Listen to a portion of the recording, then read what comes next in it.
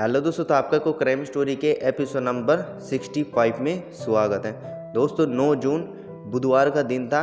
बेंगलुरु के अपार्टमेंट यानी कि एक अपार्टमेंट होता है, उसके कासीपाल्य में 3-4 कुत्ते होते हैं। वो अचानक से एक इतना बड़ा बोरा होता है उसको खींच रहे थे। सुबह लगभग यहाँ से 7:30 बजे का टाइम था।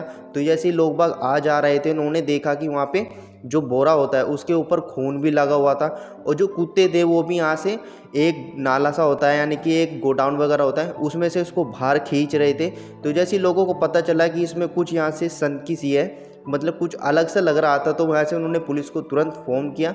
इन्फॉर्म करने के बाद जैसे ही पुलिस तहकीकात करने के लिए आती है और जो भी इन्वेस्टिगेशन होता है उसको करती है, तो पता चलता है कि दोस्तों जो जो कुत्ते यहाँ से उस बोरे को खींच रहे थे उसमें दोस्तों एक लगभग यहाँ से 30 से 32 साल के एक आदमी की उसमें लाश थी।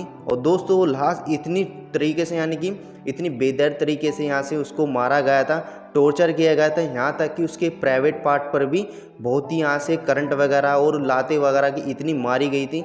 लग रहा था कि उस लाश को देख कर कि किसी ने इस पर बहुत बड़ी दुश्मनी निकाली है।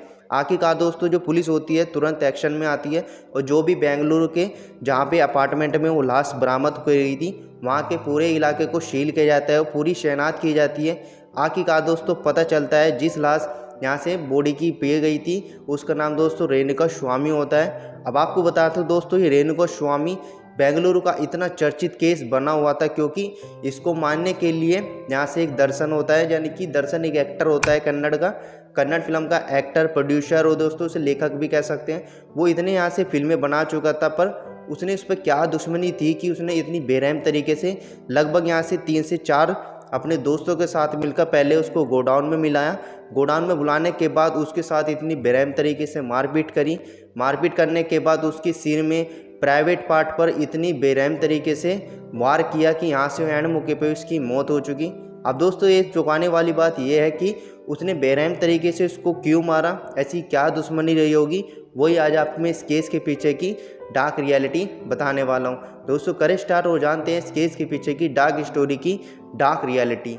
दरअसल दोस्तों ये केस होता है शुरू बेंगलुरु में दोस्तों एक प्रसिद्ध डायरेक्टर, एक्टर, प्रोड्यूसर जो भी कह सकते हैं दर्शन होता है। उसी के दोस्तों यहाँ से एक फ़ैन होता है जिसका नाम होता है रेणुका स्वामी। जो दोस्तों रेणुका स्वामी होता है वो यहाँ से पवित्रा गौड़ा एक एक्टर होती है, उसका भी बहुत ही बड़ा फ़ैन था। तो दोस्तों वो उसको इतना पसंद करता था कि यहाँ से आखिर तक उसकी यहाँ से पोस्ट वगैरह, रील वगैरह सभी उसके साथ से, ट्विटर हुआ, इंस्टाग्राम हुआ, उसको हर तरीके से उसको फॉलो करता था। और दोस्तों फॉलो करने के साथ साथ वो उससे मिल भी चुका था। रेणुका जो स्वामी होता है वो फार्मेसी में काम करता था और लगभग यहाँ से 30 से 32 साल का था और हाल ही में उसकी अभी शादी भी हुई थी।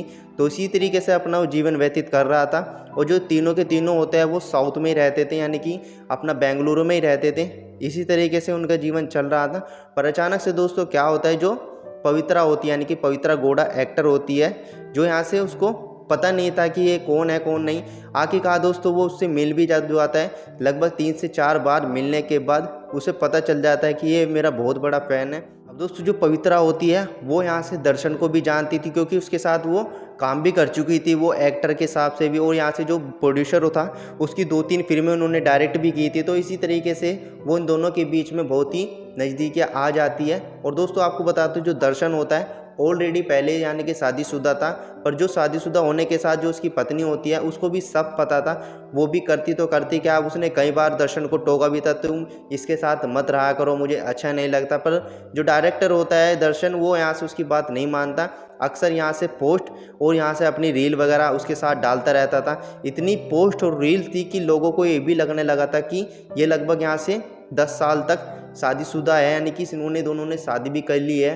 पर ऐसा कुछ नहीं था क्योंकि ऐसा कोई अभी सामने नहीं मुद्दा आया है कि इन्होंने दोनों ने शादी की थी। सिर्फ और सिर्फ यहाँ से जो उनकी पोस्ट यानी कि जो सोशल मीडिया पे पोस्ट और रील अपलोड हुए, अब सिर्फ उन्हें यही देख कर पता लगाया जा रहा है। दोस्तों जो मीडिया रिपोर्टर होते हैं उन्होंने ये भी बताया था कि जो रेणुका स्वामी होता है अक्सर यहाँ से दर्शन के बारे में उसकी जो हैबिटें होती है यानी कि बैड हैबिटें उसको पवित्रा को बताता रहता था कि तुम इसके साथ मत रहा करो, ये अच्छा आदमी नहीं है, जो उसके तुम साथ कर रहे हो वो तुम्हें आगे जाके बहुत बड़ा धोखा देगा। क्योंकि ऑलरेडी इसकी यहाँ से पहले भी शादीशुदा है ये बंदा, तो उसने इसकी बात नहीं मानती है, वो हर टाइम उसके मैसेज इग्नोर करती है।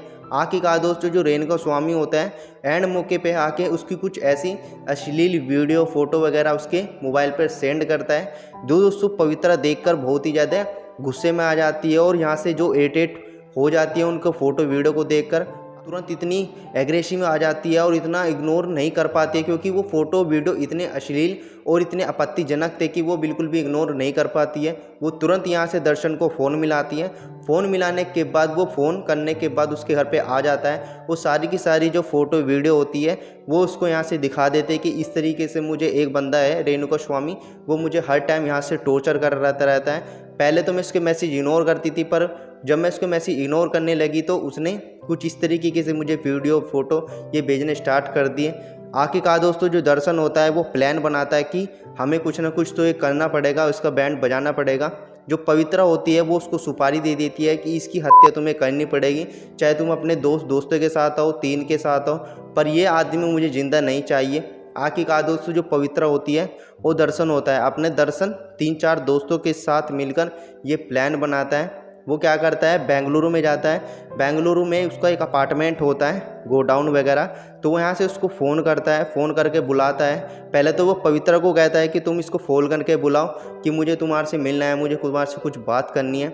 जैसे पवित्रा उसको फ़ोन मिलाती है रेणुका स्वामी को, वो आखिरकार दोस्तों वो उस गोडाउन में आ भी जाता है, पर उसको ये नहीं पता था कि उसके साथ यहाँ पे इस गोडाउन में होने वाला क्या है। तो इस तरीके से दोस्तों फ़ोन करके उसको बुलाती है और वो आ भी जाता है। आने के बाद दोस्तों जैसी दर्शन उसके सामने आता है वो सब एकदम डर के एकदम भुचक्का हो जाता है क्योंकि दोस्तों वो दर्शन को देखकर इतना मतलब शौक होता है कि वो एक्सेप्ट नहीं कर पा रहा था कि ये दर्शन यहाँ पे क्या कर रहा है, मुझे तो सिर्फ पवित्रा ने यहाँ पे बुलाया था। आखिरकार दोस्तों वो जो दर्शन होता है अपने 3-4 दोस्तों के साथ मिलकर उसके हाथ पैर बांध देता है और जो पवित्रा होती है वो अपना काम ख़त्म करके वहाँ पे गाड़ी से बैठकर अपने घर चली जाती है। आगे का काम दोस्तों गोडाउन में दर्शन उसके 3-4 दोस्त होते हैं वे सब करते हैं। पहले तो उसको बहुत तरीके से बेतरीके से मारते हैं कि तुम पवित्रा से इतने बेचैन तरीके से इसको मैसेज क्यों करते थे, बहुत ही बेरहम तरीके से उसको पहले मारते हैं, उसको टॉर्चर करते हैं। हालांकि रिपोर्टर की माने तो दोस्तों उन्होंने उसको करंट भी दिया था। फिर उसके यहाँ से कपड़े उतारते हैं, कपड़े उतारने के बाद उसके जो प्राइवेट पार्ट होता है उसमें शॉक देते हैं, करंट देते हैं। आखिरकार दोस्तों वो इतना टॉर्चर हो जाता है, आखिरकार लास्ट में उसके सिर में डंडा मारकर और यहाँ से उसे सड़क पर लिटाते हैं। लिटाने के बाद उसके ऊपर टेम्पो से उसके ऊपर चढ़ा देते हैं। उसकी एंड मौके पे यहाँ पे मौत हो जाती है। अब दोस्तों ये सब वारदात हो रही थी तो दर्शन होते हैं उसके साथी होते हैं, उनके कपड़े इतने खून में लथपथ हो चुके थे, वो वहीं तार कर एक पास का यहाँ से एक मॉल होता है वहीं पे कपड़े लेने जाते हैं।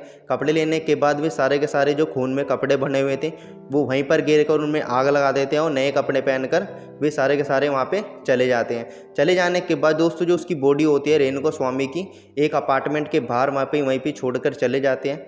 आखिरकार दोस्तों जब यहाँ से पता चलता है कि ये सब वारदात लगभग यहाँ से 11 से 3 बजे के बाद हुई है और गिन दोस्तों यहाँ से 11 जुलाई का था। तो इस तरीके से वारदात होने के बाद जब पुलिस यहाँ से इन्वेस्टिगेशन करती है, पुलिस दोस्तों एक्शन में आती है, जो बॉडी होती है उसके साथ क्या क्या हुआ है, किसने किया है, वो सारा का सारा यहाँ से तामझाम जोड़ती है। और आखिरकार दोस्तों उन्हें कैमरा दिखता है, जैसे उसकी फुटेज निकाली जाती है, जो दर्शन होता है उसकी गाड़ी रेड कलर की यहाँ से कैप्चर हो जाती है। आखिरकार दोस्तों जो दर्शन होता है पवित्रा होती है और 3-4 उसके दोस्त होते हैं, उनको सभी को यहाँ से पकड़ लिया जाता है। आखिरकार दोस्तों जो दर्शन होता है पवित्रा होती है वे तो अपना यहाँ से गुनाह कबूल नहीं करते हैं, पर जो उसके 3-4 दोस्त थे वे आखिरकार अपना गुनाह कबूल कर लेते हैं और ये एक्सेप्ट कर लेते हैं कि हाँ हमने लगभग 3 से 4 बजे के बीच में हमने इसकी बेरहम तरीके से हत्या करी। ये सब होने के बाद दोस्तों उन पर चार्जशीट फाइल की जाती है। आखिरकार दोस्तों 174 और 175 पेज नंबर पर यहाँ से उनका मुकदमा दर्ज हो जाता है। आखिरकार दोस्तों रेणुका स्वामी के हत्यारों को सज़ा मिल जाती है और दोस्तों वे जेल में हैं और अपनी सज़ा काट रहे हैं। बैंगलोर का दोस्तों ये सबसे चर्चित केस रहा है क्योंकि ये एक्टर और डायरेक्टर यानी कि दर्शन के ऊपर था। उन्होंने उसकी हत्या बहुत ही बेरहम तरीके से करी।